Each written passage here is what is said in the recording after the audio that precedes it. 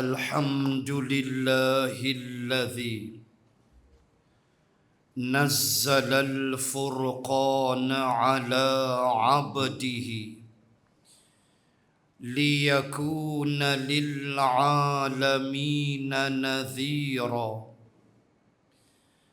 الذي له ملك السماوات والأرض ولم يتخذ ولدا ولم يكن له شريك في الملك وخلق كل شيء فقدره تقديرا أشهد أن لا إله إلا الله وحده لا شريك له وأشهد أن سيدنا محمدا عبده ورسوله اللهم صل وسلم على رسول الله وعلى آله وصحبه أجمعين سبحانك لا علم لنا إلا ما علمتنا إنك أنت العليم الحكيم بسم الله ما شاء الله لا حول ولا قوة إلا بالله العلي العظيم أما بعد أعوذ بالله من الشيطان الرجيم وقل رب زدني علما صدق الله العظيم. Dan katakan olehmu wahai Muhammad, wahai Tuhanku, tambahkanlah ilmu kepadaku. Muslimin dan muslimat rahimakumullah, alhamdulillah bertemu sekali lagi pada malam ini, dan terlebih dahulu saya memohon jutaan kemaafan di atas kelewatan yang berlaku kerana kesesakan di lebuh raya. Dia bukan jam gila dah, gila babi. Dia punya jam tu, jam teruk. Dan saya keluar rumah 5:30.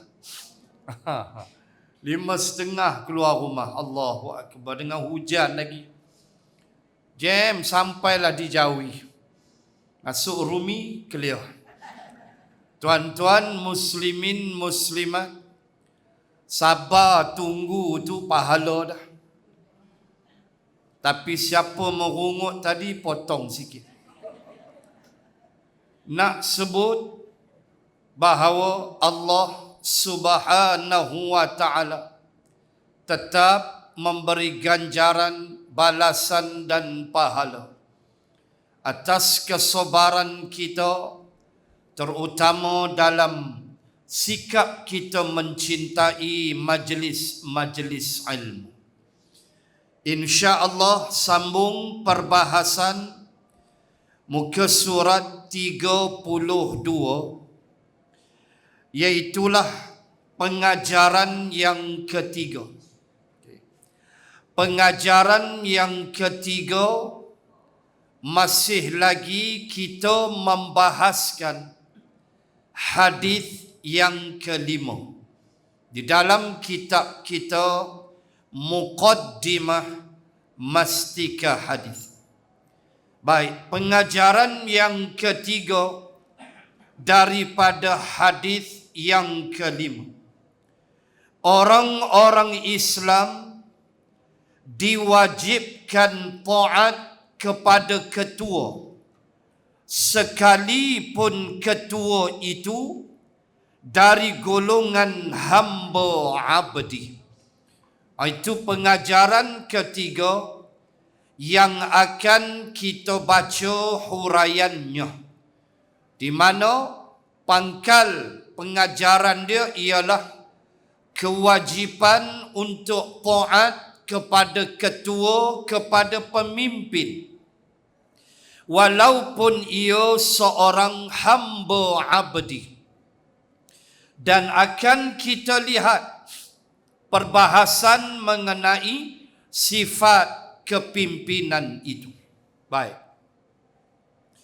Seseorang ketua dengan sifatnya pemegang teraju pemerintahan sesebuah negara atau sesebuah masyarakat atau sesebuah pejabat atau lain-lainnya, wajib dipatuhi oleh setiap orang yang di bawah perintahnya, selagi tidak bercanggah dengan hukum-hukum Islam sebagaimana yang dinyatakan oleh sebuah hadis yang maksudnya tidak harus mentaati seseorang makhluk dalam perkara melanggar perintah Tuhan. Muslimin dan muslimat, taat dan patuh kepada pemimpin bermula daripada sebuah negara yang luas sehinggalah kepada keluarga yang kecil, yakni si suami yang menjadi pemimpin dan ketua. Ia adalah menjadi satu kewajipan yang tidak boleh disanggah oleh orang-orang yang faham tentang agama Allah dan betapa besarnya nilai seorang pemimpin. Cuma di awal perbahasan kita membahaskan bagaimana ketaatan itu ada had dia. Dia tidak taat mutlak macam kita taat kepada Allah, macam kita taat kepada Rasulullah sallallahu alaihi wasallam. Yang ni ketaatan tanpa berbelah bagi. Allah yang wajib kita sembah, Allah yang wajib kita taati, Allah yang sebut dalam surah Az-Zariyat, wa ma khalaqatul jinna wal insa illa liya'budun. Dan tak adalah, kata Allah, aku ciptakan jin dan manusia melainkan mereka mesti sembah, sujud, beribadah kepada aku.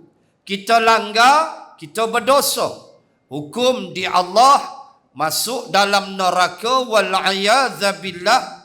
Dan kalau ada imannya, kata Nabi, dia tetap akan ke syurga walaupun dibakar terlebih dahulu di dalam neraka. Na'udzubillahi min zalik. Ini ketaatan mutlak milik Allah dan Rasulullah sallallahu alaihi wasallam. Hak kita baca awal ni ketaatan kepada manusia yang jadi pemimpin kita. Maka ketaatan itu ada syarat dia. ada dia punya bodoh sempadan dia. Iaitulah kita hanya boleh taat dalam perkara-perkara yang tidak menyanggahi Allah dan Rasul. Itu yang kita sebut tadi, la ta'ata li makhluqin fil maksiyatil khaliq. Tidak ada ketaatan kepada makhluk dalam perkara maksiat kepada pencipta. Itu tak ada taat dah. La ta'ata wala sam'a. Tidak boleh lagi taat, tidak boleh lagi dengar dalam perkara yang kalau dia perintah kita, perkara tu menyanggahi Quran, sunnah Allah dan Rasul. Tak boleh. Tak boleh patuh. Dia patuh ni takat dia ajak kita ikut Islam. Apa tu? Dia ajak kita lawan Allah, tak ada dah. Terkeluar kepatuhan. Dia ajak kita pertikai Quran dan hadis, tak boleh patuh dah. Tak berdosa dah kita. Dia ada had ketaatan kepada manusia. Allah, kita belajar kan? Tiap-tiap hari kita belajar. 2, 4, 4, 3, 4. Tu talian kita dengan Allah. Rajinlah. Banyaklah duit macam mana pun. Subuh tetap 2 rakaat. Isyak tetap 4. Tu talian kita dengan Allah. Tak boleh ubah. Kecualilah ada jamak, ada qasar, musafir. Itu cerita lain. Isyak tinggal 2, maghrib 3 dan 2 dan sebagainya. Tuan-tuan muslimat, kita belajar dah tiap-tiap hari. 2, 4, 4, 3, 4. Siapa pemimpin kita? Imam kita. Selagi dia tak takbiratul ihram, janganlah pandai-pandai takbiratul ihram. Kan nyembang sebelah, lambat ingat tu imam, kita angkat dulu. Batal solat. Tunggu dia dulu. Walau dia tu umur muda daripada kita, tetap dia tu imam, dia tu pemimpin yang wajib kita taat. Dia takbiratul ihramnya, kita pun takbiratul ihram. Secepat mungkin, immediately, on completion, selepas daripada habis saja, imam angkat takbir, paling afdal, cepat kita angkat takbir. Itu paling afdal dan paling besar pahalanya. Nak bergurau-gurau lagi. Tu imam dah bismillah dah, Fatihah, kita duk lawan cuit pungkok lagi.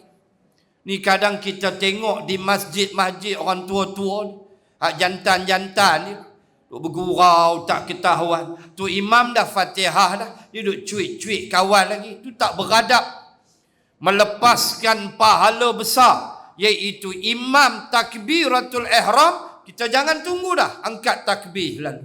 Syarat jangan mendahului dia. Muslimin muslimat, tunggu dia. Kita pun iftitah, tunggu dia baca Fatihah, habis surah dia rokok, baru kita rokok. Dia sujud, baru kita sujud. Tak boleh mendahului imam dalam perbuatan kita. Semuanya kita taat. Lama mana? 5 minit, 6 minit. Habis dia bagi salam, tu pulanglah. Nak duduk wirid ke, nak bangun ke, tu hak tuan-tuan lah muslimat. Tapi kita nak sebut, apalah salah duduk sekejap, istighfar, kita wirid, kita minta ampun kepada Allah Subhanahu wa ta'ala. Tapi waktu tu kita belah, tak salah dah. Sebab dia habis dah. Taat kita tu habis dah 5 minit tu. Kita nak pergi mana, pergilah. Habis dah taat, dia dah bagi salam, solat dah selesai. Tuan-tuan muslimat, belajar hari-hari 5 minit. Nak berimamkan, nak jadi makmum kepada pemimpin 5 minit. Macam-macam kriteria kalau kita belajar fiqh. Siapa lebih aula menjadi imam? Aula menjadi imam. Macam saya pergi ke suatu masjid, contoh, siapa yang aula jadi imam? Tu imam masjid yang dilantik oleh pemerintah, yang dilantik oleh sultan. Tu imam tu lebih afdal. Bukan kita, ustaz, tok guru, bukan. Tu imam tu lebih afdal. Tapi kadang-kadang begitulah, dia passing kat kita. Kita pun kadang nak menangguh-nangguh, nak menolak-menolak, jadi buat lambat solat, jadi makruh pula, naik jugalah.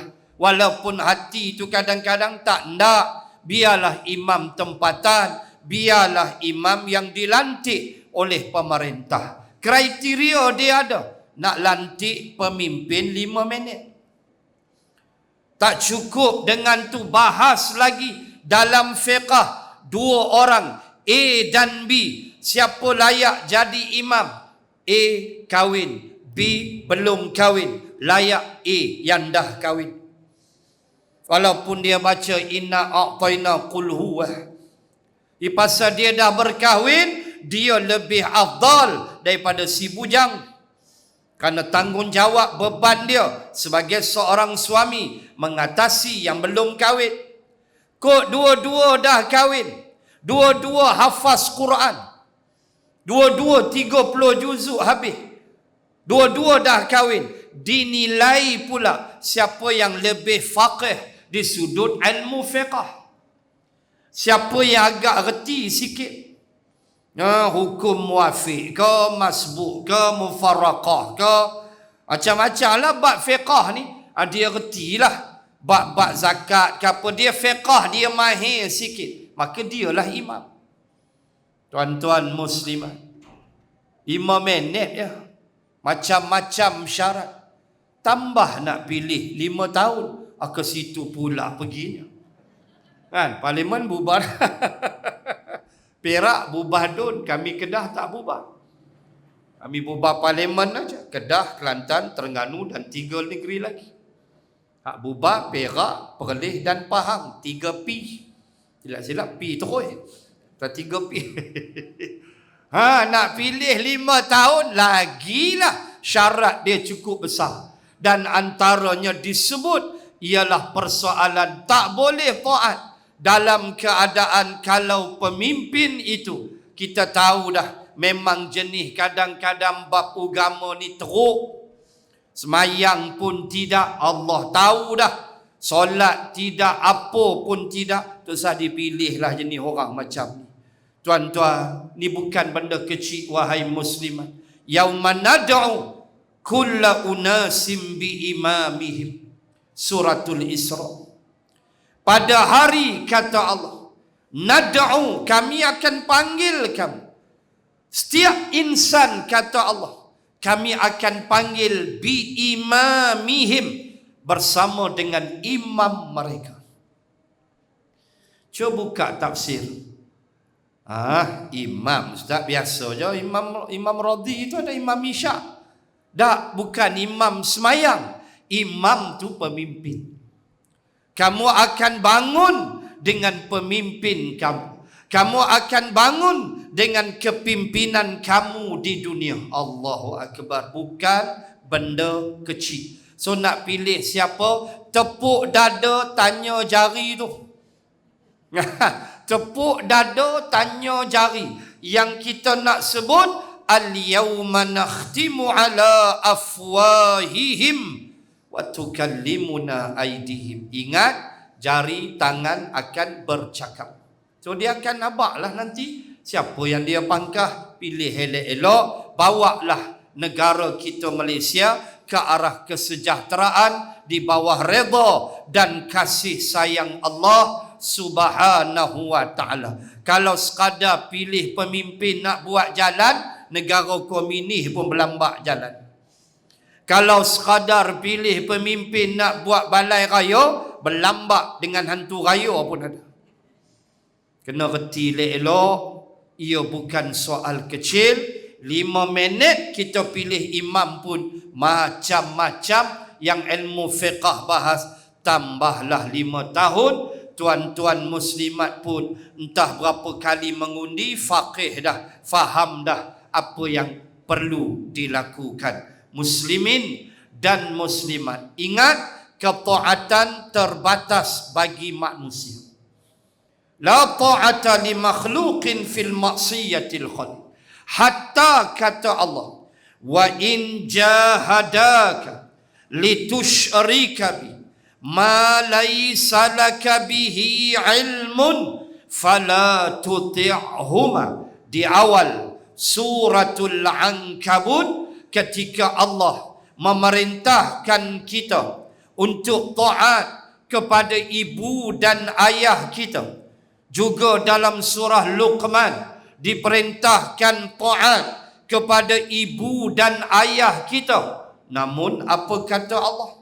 Wa in jahadaka litusyrika bi, jika sekiranya kedua-dua mereka mengajak kamu untuk mensyirikkan aku, ajak kamu, mak ayah kamu ajak kamu untuk lawan aku, maka pada waktu itu fala tuti'huma, jangan kamu taat akan keduanya. Tak boleh. Walau ibu ayah yang melahirkan kita daripada benih ayahlah biiznillah, dan daripada rahim ibulah kita menumpang 9 bulan itu. Muslimin dan muslimat sekalian, inilah besarnya taat kepada manusia dengan garis panduan dia, taatlah selagi dia ajak kepada Allah dan Rasul, dan tidak boleh taat bila mana dia ajak kita kufur kepada Allah Subhanahu wa ta'ala. Lihatlah kehancuran umat-umat sebelum kita. Mereka jadi hancur sebab mereka ikut pemimpin yang lawan para rasul. Bacalah Quran, bacalah kisah Ad, kisah Samud. Oh, banyak kalau kita nak sembang. Kenapa mereka musnah? Kerana mereka taat kepada pemimpin yang lawan para rasul alaihimus salatu wassalam. Maka akhirnya mereka kecundang, dimusnahkan oleh Allah Subhanahu wa ta'ala dengan berbagai-bagai cara.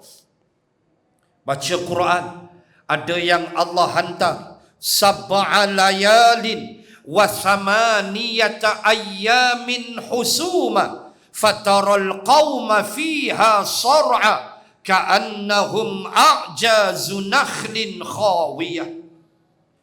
Ayat dalam suratul Haqqah pada juzuk 29. Suratul Haqqah juzuk 29, awal ketika Allah cerita kehancuran kaum Ad. Ada tak pembangunan macam kita? Ada. Tetapi mereka taat kepada ketua yang kufur dan mereka menolak Nabi Hud alaihi salam.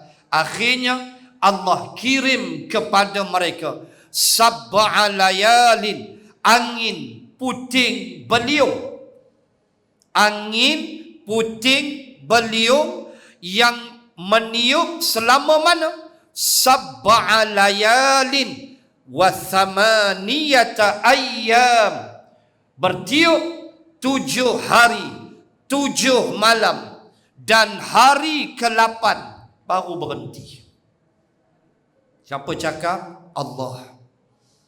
Allah, tuan-tuan muslimat, Allah bagi tahu. Ya Allah, ya Tuhan. Allah kata aku hantar. Kalau dalam surah Fussilat, Allah kata fi ayyamin nahisat, pada beberapa hari. Ayyam beberapa hari, nahisat yang malang. Nahisat, nahas. Melayu kata nahas kan, tu cakap Arab. Nahisat, pada beberapa hari yang amat malang, kami tiupkan untuk mereka rihan, angin puting beliung, fi ayyamin nahisat. Itu dalam Fussilat. Pada beberapa hari yang amat malam, 7 hari 7 malam dalam suratul Haqqah. Wa samaniyah pada hari ke-8 baru berhenti. Kata Hamka almarhum Dr. Profesor Hamka dalam tafsir Al-Azhar, dia menyebut angin yang menghentam kaum Ad sifat dia sejuk. Angin tu bersifat sejuk. Cuba bayang ibu ayah muslimin muslimat, angin bersifat sejuk 7 hari 7 malam non-stop. Allahu Akbar. Allahu Akbar. Tuan-tuan muslimah tak boleh bayang. 7 hari 7 malam. Pukul tak berhenti. Berhenti hari ke-8. Cuba bayang. Ribut hak melanda kita di Malaysia. Di Kedah kerap ribut di Tanjung Dawai. Ribut 10 minit cukup dah Tanjung Dawai tu. Standby lah wakil rakyat. Sahabat saya Ustaz Anil Ghazali standby lah. Wakil rakyat Wan Berhormat Tanjung Dawai standby lah lepas tu. Dengan duitnya, dengan berahnya. 10 minit cukup dia balun. Belah-belah Tanjung Dawai tu. Terbang bumbung habis. 10 minit je. Dia hentam belah pendang, belah hian apa semua. Tak lama. Dia lalu tu 10 minit. Kadang 5 minit. Habis rumah. Boleh tak kita bayang 7 hari 7 malam? Siapa cakap? Allah. Murkanya Allah. Hari ke-8 baru berhenti. Tak boleh nak bayang. Sehingga Allah sebut ka'annahum a'jazu nakhlin khawiyah. Mereka seumpama pokok-pokok kurma yang tumbang dan menunggu masa untuk reput. Itulah keadaan Ad. Seperti pokok kurma yang dah tumbang kata Allah dan menanti masa nak reput. Kemanalah gamak suasana. Ya Allah, ya Tuhan. Tu ikut pemimpin kufur, tolak Rasul. Jadi lagu tu Allah Ta'ala sebut Thamud sayhatan wahidah fakanu kahashimil mu'tazir dalam surah Al-Qamar. Kami hentam Thamud dengan sayhatan wahidah, dengan satu suara tempikan daripada langit. Ada yang menafsir dengan peti yang kuat. Ui tuan-tuan muslimah, peti takut kita. Kuatnya peti sehingga mereka itu menjadi kahashimil muhtazir. Laksana rumput-rumput yang halus. Kahashim. Hashim makna hancur. Kahashimil muhtazir. Seperti rumput-rumput yang halus yang dikunyah oleh binatang ternak. Macam mana unta kunyah rumput, lembu kunyah rumput, hancur rumput tu, lagu itulah puak Thamud. Kenapa? Kerana menentang para rasul. Kita janganlah, kita tak ada rasul dah. Ulama warasatul anbiya, hadis tu sahih. Ulama pewaris para nabi. Mereka bawa dasar nabi. Nabi tak ada dah, rasul habis dah. Tapi ulama mengganti tugas para nabi, membimbing masyarakat. Jangan kita lawan pula, jangan kita tentang pula. Jadikan ulama pemimpin kita, jadikan ulama pembimbing kita, jadikan ulama manusia yang kita nak bernaung nanti pada hari kiamat. Ketika Allah sebut bi imamihim, aku panggil kamu dengan imam kamu. Jaga elok. Silap langkah kita di dunia punah. Wal'ayadzabillah. Sebab itu taat ada had dia. Perkara mungkar haram kita taat. Baik, sambung. Patuh setia dari seluruh rakyat itu, menjadikan segala urusan pemerintahan berjalan dengan baik, dapat memberikan hak-hak kepada tuan punya masing-masing, mengikut apa yang wajib. Kalau tidak, akan berlakulah berbagai huru-hara. Itulah pentingnya ketaatan, kepatuhan, kesetiaan kepada seorang pemimpin, terutama negara. Kenapa? Kerana dengannya urusan menjadi beres. Urusan rakyat. Dalam K ni pengarang kitab sebut rakyat. Maknanya pemimpin yang besar. Bolehlah kalau kita nak sebut daripada atas yang di-Pertuan Agong turun kepada Perdana Menterinya. Maka urusan itu, bila kita taat patuh dalam perkara yang tidak menyanggahi Allah dan Rasul, maka urusan dalam negara menjadi baik. Dapat ditunaikan hak kepada yang empunyanya.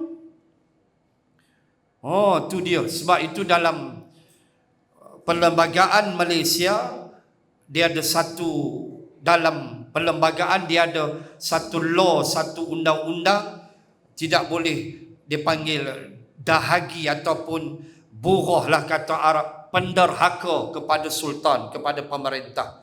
Dia boleh dihukum bunuh. Dia kira menderhaka kepada di-Pertuan Agong. Dia ada section dia yang boleh dijatuhkan hukuman bunuh. Memberontak ke, senjata ke apa ke, untuk menjatuhkan yang di-Pertuan Agong ke apa, ada dia punya clause dia, maka dia boleh dibicarakan dan dijatuhkan hukuman bunuh. Dia bukan main-main. Perkara seperti ini besar, sebab dengan ketaatan itu terurus negara, terurus sesuatu urusan. Yang berhak dapat hak dia dapat, sebab urusan cantik, rakyat taat. Kalau tidak, huru-hara. Syarat perkara yang dipatuhi ma'ruf, bukan mungkar. Bila mungkar, kita wajib tegur.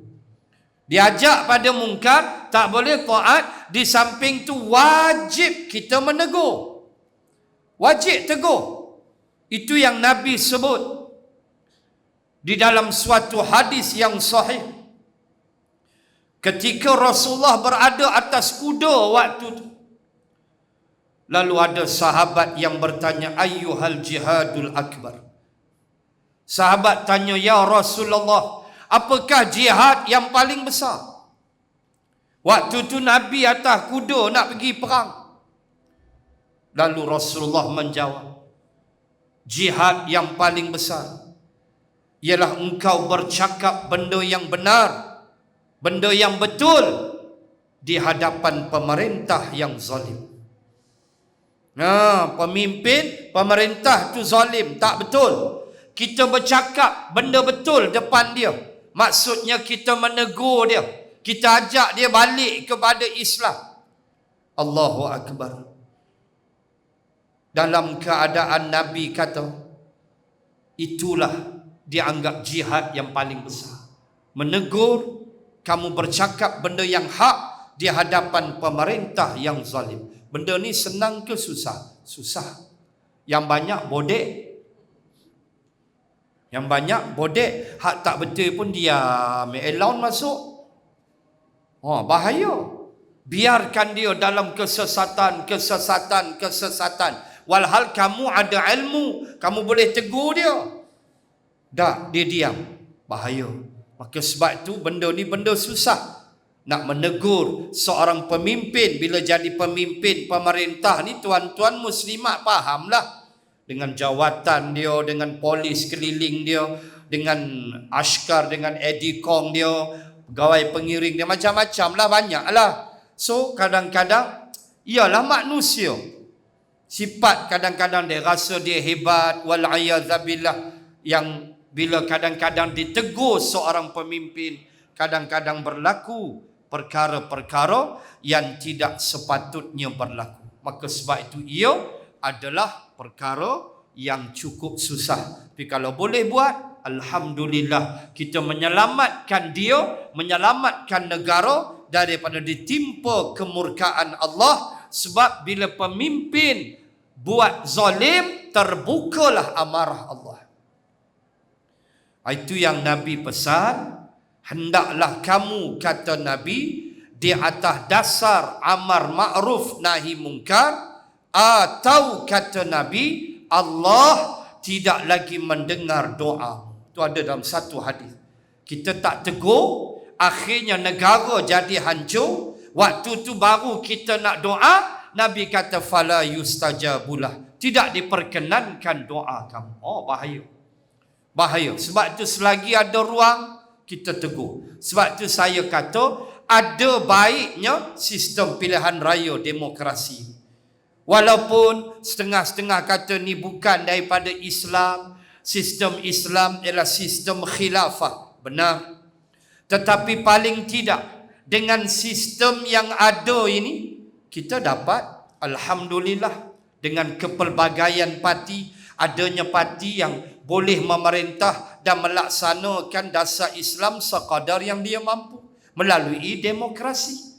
Kedah, Kelantan, Terengganu, kan kita faham adanya benda-benda ini dia berlaku. Ada untung dia. Dan yang paling baiknya ialah berlaku check and balance. Berlaku tegur menegur ketika dalam parlimen. Adanya pembangkang, adanya kerajaan. Ini penting untuk mengimbangi kerajaan. Seorang pemimpin yang boleh jadi dia rasa dia buat tu semua betul, maka pembangkang ada boleh tegur. Ini benda besar tuan-tuan, muslimin muslimat. Bukan benda kecil. Sebab bila tidak ditegur, dia bahaya kepada negara. Cuma proses teguran itu mestilah berhemah. Mestilah mengikut kaedah yang telah diajar. Maka dalam konteks pilihan raya memilih pemimpin, benda ni benda yang cukup penting di dalam kehidupan kita. Baik. Memandang kepada besarnya kepentingan taat setia terhadap ketua atau pemerintah dan besarnya bencana ketiadaan taat setia itu, maka Rasulullah sallallahu alaihi wasallam wajibkan juga mematuhi walaupun ketua atau pemerintah itu dari golongan hamba abdi, sekiranya ia dengan ilmu pengetahuannya berpeluang menjadi ketua, padahal ketua atau pemerintah itu selain daripada ilmu pengetahuan yang melayakkannya menurut dasar syarak, hendaklah dari keturunan yang mulia. Baik. Paragraf yang akhir, Nabi kata, pengarang kitab kata, sebab itulah Nabi perintahkan taat kepada seorang pemimpin walaupun dia hamba abdi. Walaupun dia kulit hitam, rambut dia kerinting.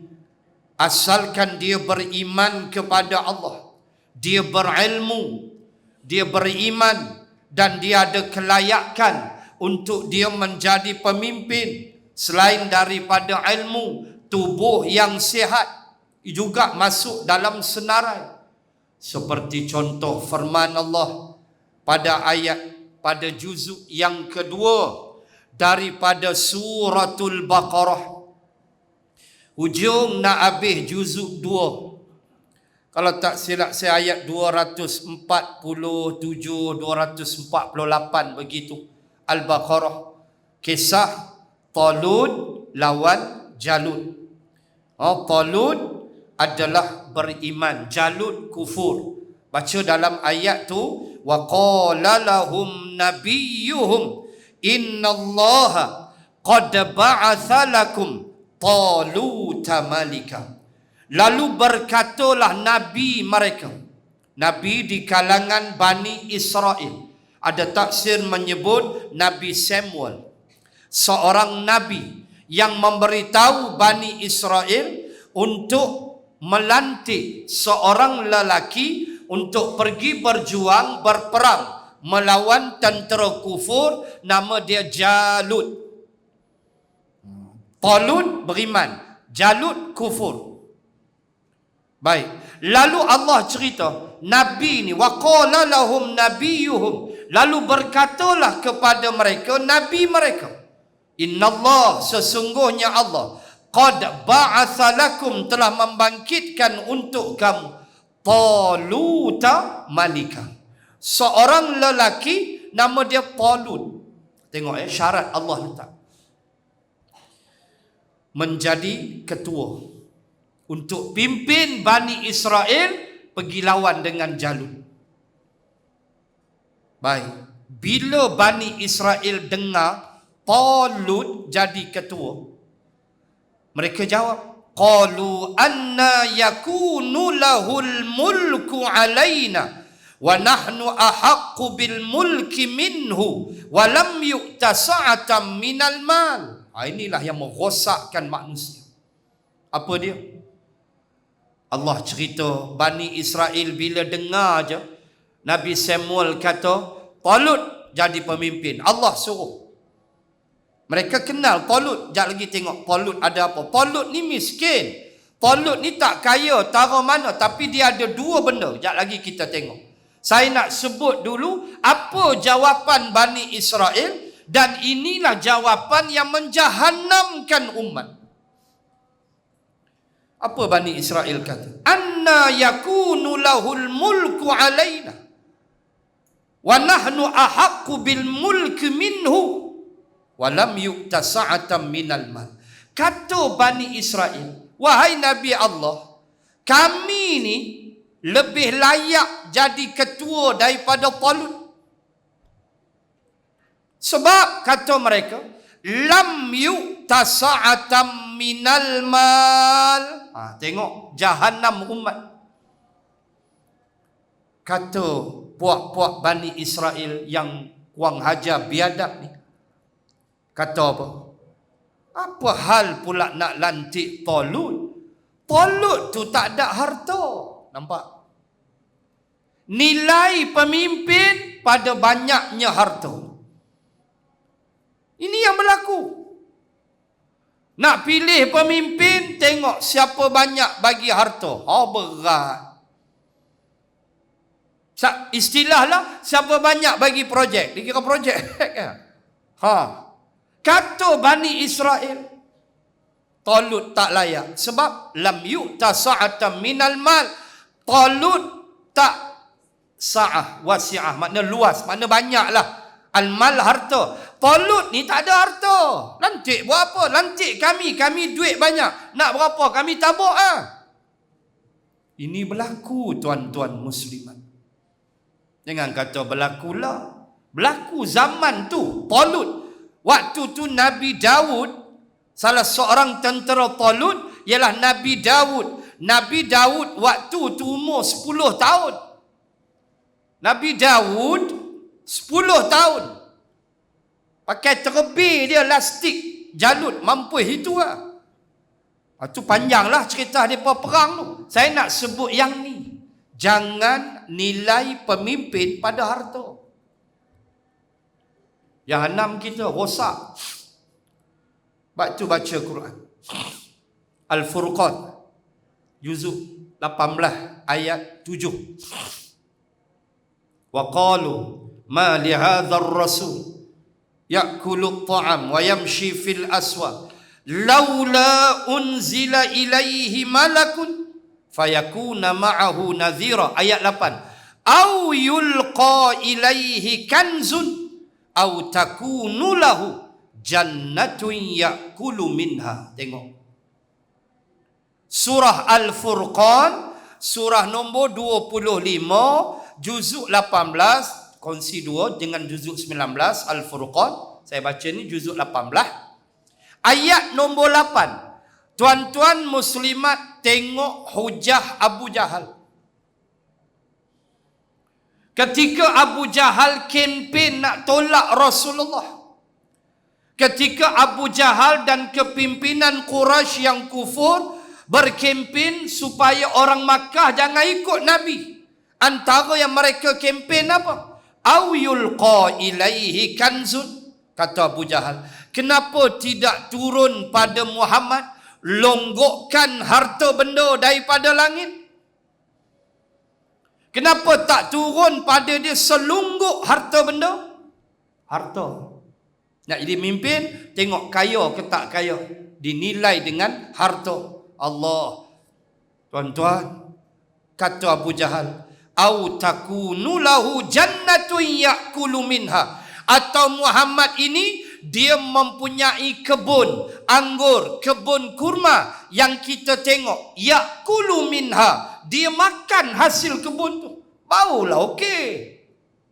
Ini asyik. sabda Nabi, sabda ya. Syabduk mana syabduk? Kan duk kira syoru Apa sabda kami nak syabduk. Kan?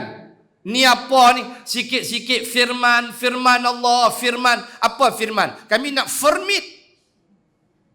Kan? Fermit and permit. Apa firman-firman? Kami tak mau dengar, muak dah. Kami nak harta. Oh, jangan tuan-tuan nilai macam tu. Allah dedahkan dalam Al-Baqarah. Perangai Bani Israel ketika nak lantik Talut jadi ketua. Allah cerita dalam Al-Furqan, zaman Nabi berdakwah di Makkah, Abu Jahal pun sama. Allahu Akbar.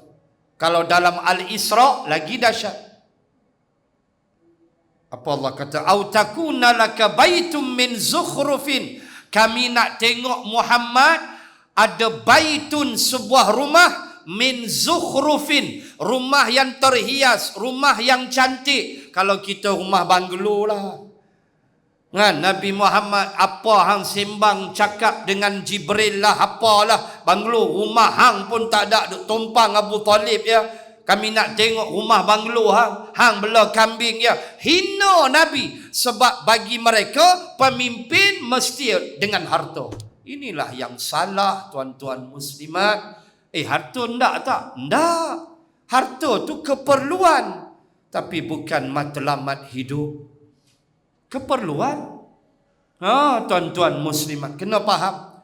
Lalu Bani Israel jawab, kami lebih banyak harta, lantik Talut buat apa? Lalu dijawab bahawa Talut ini Allah lantik. Qala innallah, sesungguhnya Allah telah melantik dia kerana Talut ni ada dua benda, kata Nabi Samuel. Pertama, ilmi, dia ada ilmu. Lantik pemimpin, biarlah pemimpin yang ada ilmu. Di samping beriman, bertakwa, dia ada ilmu. Bukannya jahil, tak ketahuan, pakai bush jacket pun terbalik. Lepas tu pen 5 batang dalam poket tu, merah, coklat, hitam semua ada. Lepas tu ni lah baca New Straits Times. New Straits Times pun terbalik. Kita duk ingat surat khabar Hindu. Baca New Straits Times pun terbalik. Amboi kemas jadi pemimpin. Ilmu apa pun tak ada.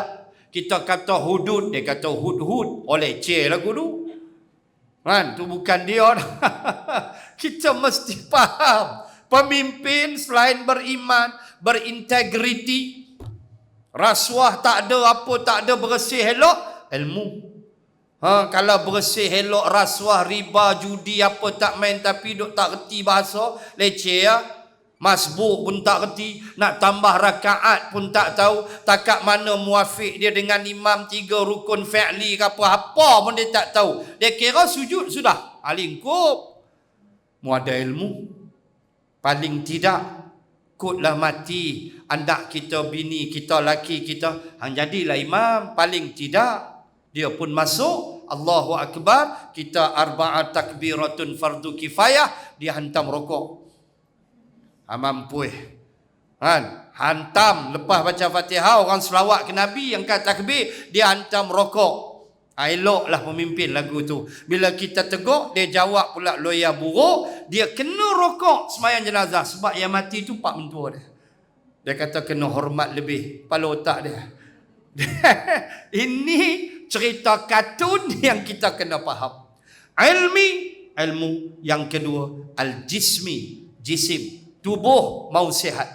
Jadi pemimpin tu salah, duk kira sakit, saat lagi MC batuk sikit jatuh, tak payahlah. Bertongkat-tongkat tak payahlah. Duk diam-diam sudah. Itu syarat Allah letak. Itu yang ada pada Talut, sihat dan berilmu. Berilmu dulu, ilmi wal jismi. Tubuh dia sihat. Tu dia duduk. Allahu Akbar. Di samping beriman, bertakwa yang kita semua mafhum perkara-perkara tersebut. So, itu kaedah dia. Walaupun seorang hamba abdi yang tidak punya apa-apa, kulit hitam, rambut keriting, bibir tebal, Tetapi kalau dia pemimpin yang beriman, wajiblah kita mentaatinya. Demikian kaedah yang disebut pada perbahasan pengajaran yang ketiga. Muslimin dan muslimat, insya-Allah habis bab tu kita sambung pengajaran yang keempat. Amaran baginda sallallahu alaihi wasallam tentang berlakunya perselisihan dalam kalangan umat Islam. Yang tu kita sambung pada bulan yang akan datang bersama dengan kerajaan yang baru, insya-Allah. Insya-Allah di tangan tuan-tuan lah. Kerajaan barulah. Masalah tak ada lah. Tak kira lah. Di tangan tuan-tuan lah pilihan 19 November. Keluar mengundi. Ini hak kita. Apa tuan-tuan muslimat pilih, saya dah sebut tadi, jawab dengan Allah pada hari kiamat. Jawablah dengan Allah. Dan saya dah sebut tadi sedikit kriteria yang kita mesti faham. 5 minit tu imam jadi pemimpin macam-macam syarat, yang ni 5 tahun nak jaga kita. Tentulah kita mesti faham kesan dia yang amat besar dalam menerjui negara kita yang penuh dengan kenikmatan yang dilimpahi oleh Allah Subhanahu wa taala. Selamat mengundi 19 November. Selamat memilih pemimpin yang benar-benar akan membawa Malaysia menuju mirdatillah, keridaan Allah Subhanahu wa taala. Wabillahi taufiq wal hidayah. Assalamualaikum warahmatullahi wabarakatuh. Bismillahirrahmanirrahim. Alhamdulillahi rabbil alamin. Assalatu wassalamu ala rasulillah wa ala alihi wa sahbihi ajma'in. Allahumma zidna ilman warzuqna fahman. Allahumma rzuqna fahman nabiyyin wa hifzal mursalin. Allahumma ij'al jam'ana hadha jam'an marhuma wa tafarruqana min ba'dihi tafarruqan ma'suma. Rabbana atina fid dunya hasanah wa fil akhirati hasanah wa qina adzaban nar. Wa sallallahu ala rasulillah wa ala alihi wa sahbihi wa baraka wa sallam. Walhamdulillahi rabbil alamin.